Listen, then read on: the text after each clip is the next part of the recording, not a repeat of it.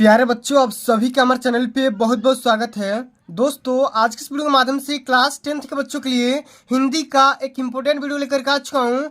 और बच्चों, इस वीडियो के माध्यम से मैं आप सभी को ये बताने वाला हूँ कि हिंदी में जो आपका संस्कृत गद्यांश आता है उसका हिंदी में अनुवाद कैसे करें। ठीक है, इसके पहले दोस्तों मैंने आप सभी को ये बताया था कि किसी भी गद्यांश कैसे लिखेंगे, ठीक है, और पद्यांश को कैसे हल करेंगे। लेकिन इस वीडियो के माध्यम से मैं आप सभी को ये बताने वाला हूं कि जो हिंदी में आपका संस्कृत गद्यांश आता है, ठीक है, इसका आपको हिंदी में अनुवाद कैसे करना है। और ये बोर्ड के पेपर में 5 नंबर गद्य से आता है और 5 नंबर पद्य से आता है। ठीक है, तो इस वीडियो के माध्यम से मैं आप सभी को दोस्तों 10 नंबर क्लियर कराने वाला हूं। ठीक है, इस वीडियो को देखने के बाद आप सभी का 10 नंबर क्लियर हो जाएगा, ये मैं गारंटी के साथ बोल सकता हूं। ठीक है, तो इस धमाकेदार वीडियो को शुरू से लेकर के अंत तक जरूर देख लेना।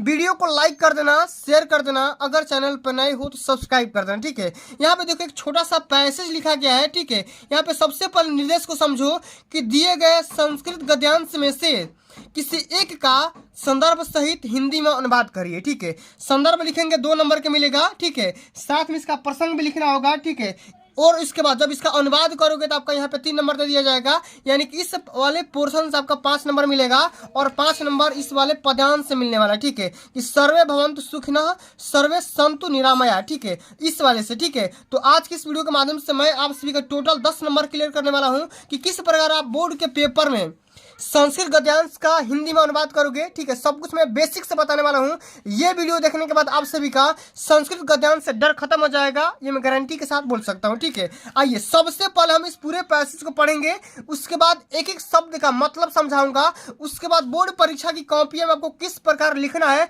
वो भी मैं आप सभी को इस वीडियो के माध्यम से लिख करके डेमो कॉपी के माध्यम से दिखाने वाला हूँ, सिखाने वाला हूँ। ठीक है, आइए समझिएगा। यहाँ पे लिखा गया है कि ऐसा नगरी भारतीय संस्कृत भाषा केंद्र स्थलम अस्ति। ठीक है, ठीक है, सबसे पहले यहाँ पे इसको पूरा पढ़ते हैं, उसके बाद एक एक चीज को हिंदी में भी बताऊंगा। ठीक है, आगे लिखा गया है इत एव संस्कृत वर्णमस्य संस्कृतस्य आलोका सर्वत्र प्रसिद्ध। ठीक है, आगे लिखा गया है कि मुगल युवराज दारासिकोह अत्रागत्य भारतीय दर्शन शस्त्राणम अध्ययनम अकरोत् स तेषां ज्ञानेन तथा प्रभावितः अभवत् यत् तेन उपनिषदां अनुवाद पारसी भाषायां कार्यता। आगे भी लिखा गया कुछ, इसको भी मैं आप सभी को पढ़ के सुना दे रहा हूँ, उसके बाद यहाँ पे हल करके दिखाऊंगा। ठीक है, लिखा गया कि नागरिका बहुकालम यावत् अचितयत्। ठीक है, परम प्रहेलिकाया उत्तरम दातुम समर्थ न अभवत् अतः ग्रामीणम अभवत् अहम अस्या प्रहेलिकाया उत्तरम जनामि। ठीक है, इदम श्रुत्वा ग्रामीण अकथयत् यदि भवान उत्तरम न जानाति तर्हि ददातु 10 रूप्यकाणि। ठीक है, आगे लिखा गया अतः म्यालाक मुखेन नागरिकेन समयानुसारम 10 रूप्यकाणि दत्तानि। ठीक है, तो आगे लिखा गया है, सब कुछ बात को यहाँ पे समझ गए होंगे। ठीक है, अब हम इसको पूरा के पूरे पैसेज को एक एक चीज को हम यहाँ पे आपको हिंदी में समझाएंगे। ठीक है, आगे समझिएगा। सबसे पहले यहाँ पे बोला गया है इसका संदर्भ लिखिए, फिर प्रसंग लिखिए, उसके बाद हिंदी में अनुवाद करिएगा। ठीक है, आगे लिखेंगे यहाँ पे सबसे पहला जो चीज लिखा गया है, हमको क्या करना है, यहाँ पे संदर्भ लिखना है। ठीक है, अच्छा, हम यहाँ पे एक हेडिंग भी लिख सकते हैं। ठीक है, हम हेडिंग लिख सकते हैं, संकेतांक लिख सकते हैं यहाँ पे। ठीक है, संकेत के तौर पे आपको इसी प्रकार लिख देना है, कहाँ से कहाँ तक कर रहे हो। ठीक है, आराम से कर रहे हो। ऐसा नगरी, क्या कर रहे हो, ऐसा नगरी। ठीक है, और डाट डाट डाट यहाँ पे लगा दो। ठीक है, सब कुछ इसी प्रकार आप सभी को बोर्ड के पेपर में करना है। और अंत में लिखा गया है दत्तानी। ठीक है, यहाँ पे लिख दो दत्तानी। ठीक है, इस प्रकार। ठीक, इतना एग्जामिनर आपको समझ जाएगा कि भाई ये पैसेज किया हो, कोई दिक्कत की बात नहीं है। आगे हम लिखेंगे यहाँ पे संदर्भ। सबसे पहले लिखेंगे यहाँ पे इस वाले पैसेज का संदर्भ। आपको आराम से इसी प्रकार ब्लैक पेन का इस्तेमाल करना है और इसी प्रकार हेडिंग के साथ लिखना है। ठीक है, संदर्भ में हम ये लिखेंगे कि प्रस्तुत गद्यांश हमारी पाठ्य पुस्तक, क्या लिखेंगे, प्रस्तुत, ठीक है, गद्यांश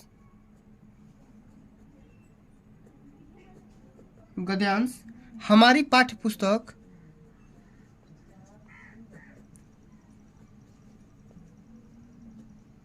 हमारी पाठ्य पुस्तक,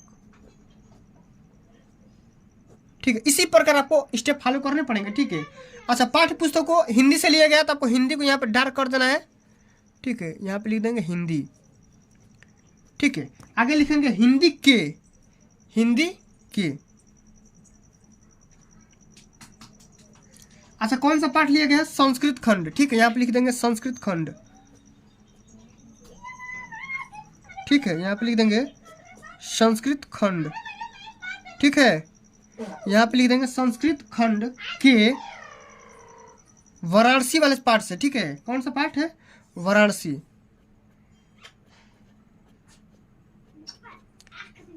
ठीक है। वाराणसी पाठ से लिया गया है, ठीक है। पाठ से लिया गया है या उद्धृत है, यहाँ पे लिख देंगे उद्धृत है, ठीक है। आराम से यहाँ पे लिख देंगे उद्धृत है। क्या लिखेंगे कि प्रस्तुत गद्यांश हमारी पाठ्य पुस्तक हिंदी के संस्कृत खंड के वाराणसी नामक पाठ से लिया गया है या उद्धृत है, ठीक है। इसी प्रकार आपको लिखना होता है। अच्छा, आगे हम यहाँ पे लिखेंगे प्रसंग। क्या लिखेंगे? प्रसंग भी आपको लिखना होगा, तो यहाँ पे लिख देंगे प्रसंग, ठीक है। अच्छा, प्रसंग में क्या लिखेंगे? इस गद्यांश में वाराणसी की, लिख देंगे यहाँ पे, इस गद्यांश में, ठीक है, इस गद्यांश में वाराणसी की, ठीक है, वाराणसी की ऐतिहासिकता, यहाँ लिख देंगे ऐतिहासिकता, ठीक है, ऐतिहासिकता तथा लिख देंगे यहाँ पे अवस्थिति के विषय में बताया गया है, ठीक है। अवस्थिति के बारे में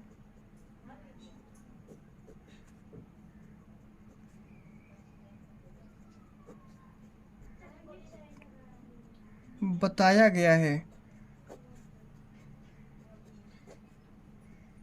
ठीक है। इस प्रकार आपको लिखना है, ठीक है।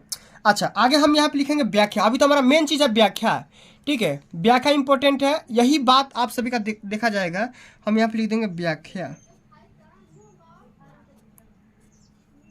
ठीक है, इतना अच्छा से, ठीक है, लिख देंगे व्याख्या या अनुवाद लिख देंगे। अनुवाद भी लिख दोगे या व्याख्या लिख दो, कोई दोनों में अंतर नहीं है। अच्छा, यहाँ पे सबसे पहली लाइन पढ़ो। यहाँ पे लिखा गया है ऐसा नगरी। ऐसा मतलब होता है यह, नगरी मतलब नगर। भारतीय संस्कृति, भारतीय संस्कृति मतलब होता है भारतीय संस्कृत, ठीक है। अच्छा, संस्कृत भाषा, च का मतलब होता है और, तो और संस्कृत भाषा की केंद्र स्थल मतलब होता है केंद्र स्थली, अस्थि का मतलब होता है।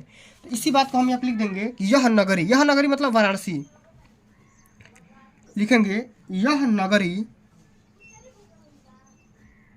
ठीक है, यह नगरी संस्कृत या भारतीय संस्कृति यहाँ पे लिख देंगे, ठीक है, भारतीय संस्कृति, ठीक है। यहाँ पे भारतीय छूट गया तो कोई दिक्कत नहीं है। संस्कृति और संस्कृत भाषा की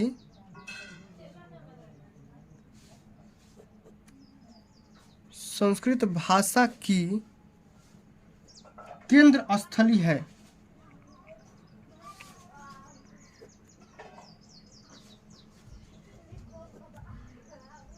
ठीक है। इतना तरीके से लिखना है।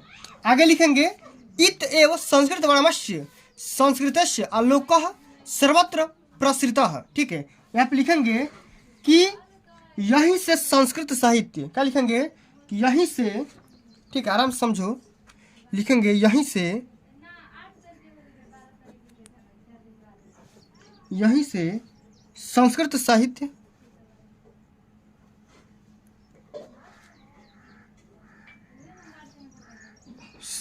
और, च का मतलब होता है और, ठीक है, और संस्कृति का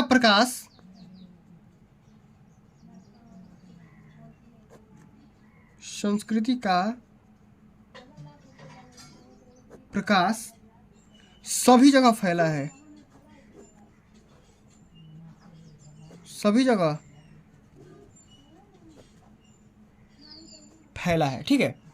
आगे लिखेंगे, अगला जो हमारा लाइन दिया गया है कि मुगल युवराज दाराशिकोह अत्रागत्य भारतीय दर्शन शास्त्राणाम अध्ययनम अकरोत्, ठीक है। मुगल युवराज था एक दारा शिकोह नाम का, यहाँ पे आया और भारतीय दर्शन का शास्त्र का अध्ययन किया। ठीक है, तो इसी बात को हम लिखेंगे यहाँ पे कि मुगल युवराज। मुगल युवराज, युवराज का मतलब होता है राजा। ठीक है, मुगल युवराज दारा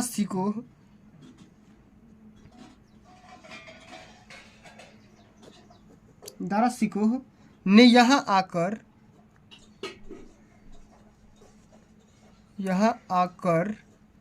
ठीक है, आकर भारतीय दर्शन शास्त्रों का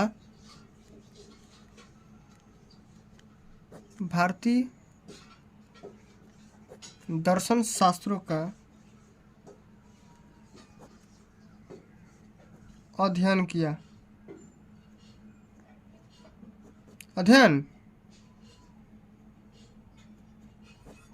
ठीक है, चलिए। अच्छा, आगे क्या लिखा गया है? आगे लिखा गया तस् तेषां ज्ञानेनम तथा प्रभाविता अभवत।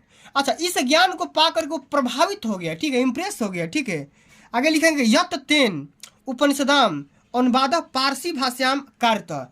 इतना वो प्रभावित हो गया कि इस पूरे संस्कृत जो भाषा से जो भी यहाँ पे दर्शन है इसका, इस पूरे को फारसी भाषा में कन्वर्ट करवा दिया। ठीक है, अनुवाद करवा दिया। ठीक है, इसी बात को लिखेंगे। ठीक है, कि वह उनके ज्ञान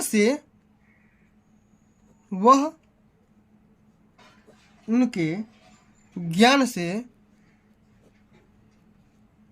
इतना प्रभावित हुआ। ठीक है, यहाँ पे लिखेंगे इतना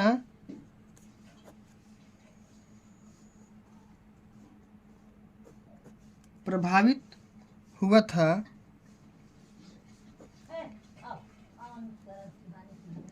था कि उसने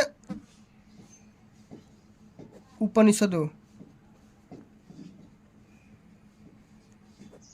ठीक है, उपनिषदों का अनुवाद फारसी भाषा में करवाया। ठीक है, फारसी भाषा में कराया। ठीक है, इसी प्रकार आपको पूरे स्टेप फॉलो करने पड़ेंगे। ठीक है, बोर्ड के पेपर में अगर आप इतना फॉलो कर ले जाओगे तो बोर्ड के पेपर में आपका एक भी नंबर नहीं कटेगा, गारंटी दे सकता हूँ। ठीक है, और आपका पूरा का पूरा नंबर मिलेगा। ठीक है, इसी प्रकार आपको, ठीक है, वीडियो थोड़ा ज़्यादा लंबा बन गया तो मैं आप सभी से क्षमा मांगना चाहूँगा। ठीक है, आगे आने वाले वीडियोज़ के माध्यम से मैं आप सभी को पद्यांश पे भी एक वीडियो बना दूंगा। ठीक है, कि पद्यांश को कैसे हल करोगे। ठीक है, इस वाला बताऊंगा कि सर्वे भवन्तु सुखिनः सर्वे सन्तु निरामया सर्वे भद्राणि पश्यन्तु माँ कश्चित् दुख भाग भवेत्। ठीक है, तो इसको भी मैं बताऊंगा कि इसका संदर्भ कैसे लिखेंगे, प्रसंग कैसे लिखेंगे, इसका व्याख्या कैसे कर सकते हो। ठीक है, सब कुछ मैं आगे आने वाले वीडियोज़ के माध्यम से बताता रहूँगा। ठीक है, तो दोस्तों आज के लिए बस इतना ही। अगर ये वीडियो आप सभी को अच्छी लगी होगी, हेल्पफुल लगी होगी, तो वीडियो को लाइक कर देना, शेयर कर देना, अगर चैनल पर नए हो तो सब्सक्राइब कर देना। जल्दी मिलते हैं अगली वीडियो में, तब तक के लिए जय हिंद, जय भारत, वंदे मातरम।